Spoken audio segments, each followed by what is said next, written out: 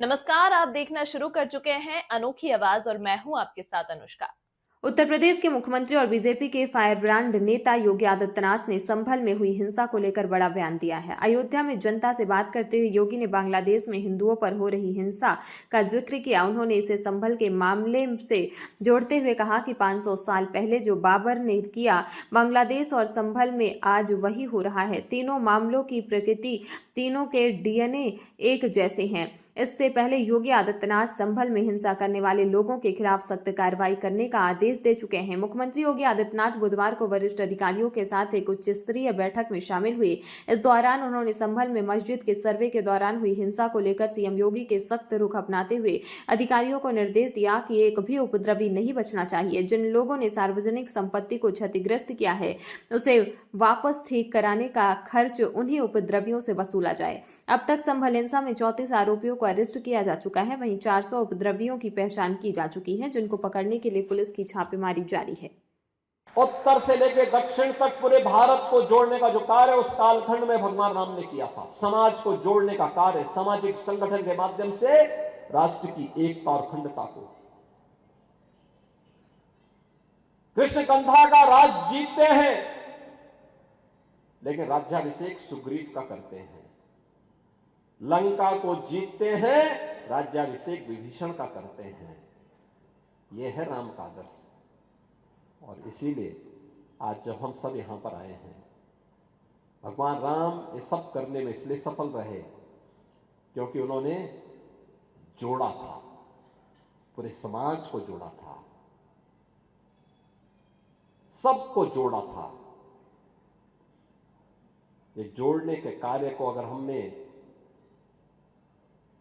महत्व दिया होता, सामाजिक विद्वेष को आगे बढ़ाने और समाज को तोड़ने की, समाज के दुश्मनों की रणनीति को सफल नहीं होने देते, ये देश कभी गुलाम नहीं होता। हमारे तीर्थ अपवित्र नहीं होते। चंद मुट्ठी भर आक्रांता आकर के भारत को पद्दलित करने का दुस्साहस नहीं कर पाते। भारत के वीर योद्धाओं ने रौंद डालते, लेकिन हमारी आपसी एकता में बाधा पैदा करने वाले लोग वे सफल रहे। और उन्हीं के जो जीन्स है वे आज भी हैं, जो जाति के नाम पर राजनीति करके सामाजिक ताने बाने को छिन्न भिन्न करने का प्रयास कर रहे हैं। दुश्मन बगल के देश में किस प्रकार का कृत्य कर रहे हैं, याद रखना। किसी को अगर गलतफहमी हो, 500 वर्ष पहले बाबर के एक सिपह सालार ने जो काम अयोध्या में किया था, जो काम संभल में किया था, और जो काम आज बांग्लादेश के अंदर हो रहा है, तीनों की प्रकृति, तीनों का डीएनए एक जैसा है। गलतफहमी में मत रहना।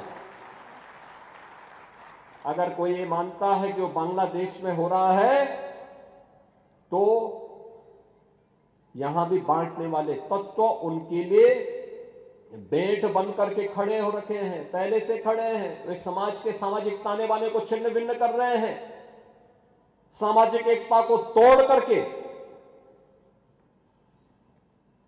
आपको बांट करके फिर काटने का और कटवाने का पूरा इंतजाम भी कर रहे हैं। ये बांटने वाले लोग, बहुत सारे लोग तो ऐसे हैं जिन्होंने दुनिया के तमाम देशों में प्रॉपर्टी खरीद करके रखी हुई है।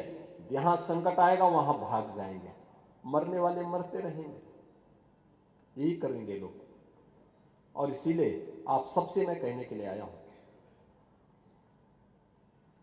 हमने अगर प्रभु को अपना आराध्य माना है, उनके प्रति समर्पण का भाव है, ये तब तक अधूरी है जब तक हम उनके उच्च आदर्शों से कुछ प्रेरणा प्राप्त करके अपने जीवन को उसके अनुरूप में ढाल दें और उसके अनुरूप तैयार करना अपने आप को। इस खबर में फिलहाल इतना ही। अन्य खबरों के लिए देखते रहिए अनोखी आवाज।